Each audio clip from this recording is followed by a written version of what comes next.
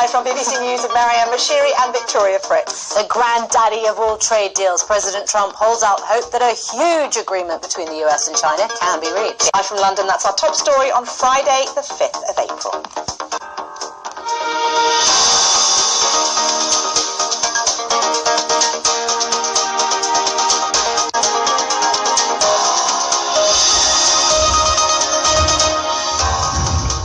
Despite the great progress in the latest talks in Washington, there are several crucial areas still to be resolved.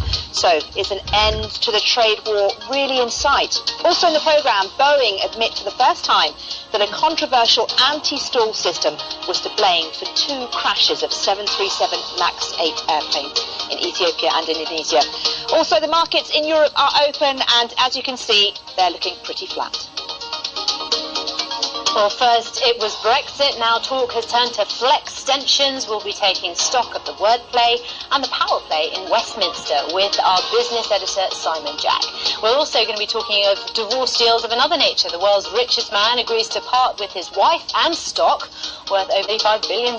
She's given him control of the business and looks forward to a future as friends. Today we want to know, how easy is it to have an amicable split?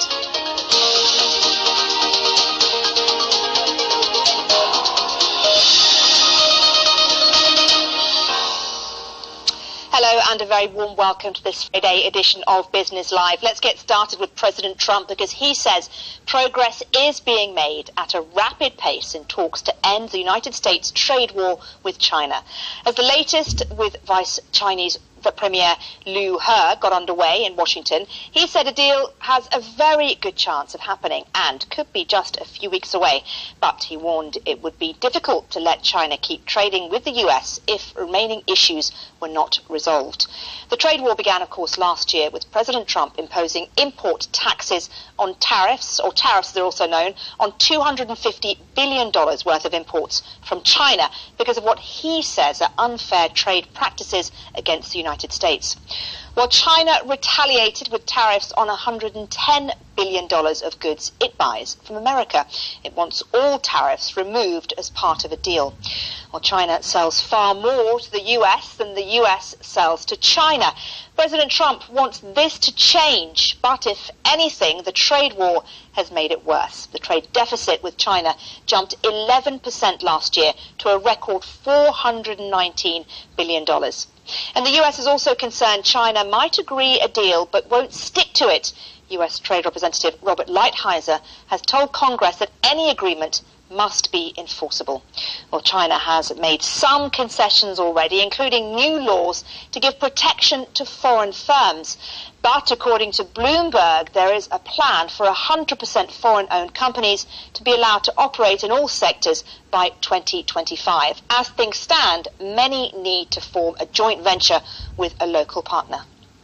We've agreed to far more than we have left to agree to. And in fact, I think I can say that some of the toughest things have been agreed to. We have some things that are actually easier right now that we're doing. But it's a very, very, using a word that I don't like using too often, but it's a very, very comprehensive deal. Let's bring in Tim Stratford, a trade lawyer at Covington in Beijing and a former assistant US trade representative. He joins us from Beijing. Tim, pretty direct messages from the US and China. How close do you think these two countries are to reaching a deal? Well, I think President Trump's estimation of another 4 weeks or so is probably fairly realistic if we can make a deal. I should say that this is the most extraordinary effort that we've seen by the two governments to have trade negotiations for 2 decades since the great effort was made for China to be able to join the WTO. So I think both governments deserve a lot of credit. At the same time, they do face difficult issues. The Chinese economy in some ways is following a model that's incompatible with the economies of the United States and other countries, and trying to persuade China to part with some of the aspects of their development model that they cherish is not an easy task, nor will enforcement be if we've pushed them to do things that they don't really want to do.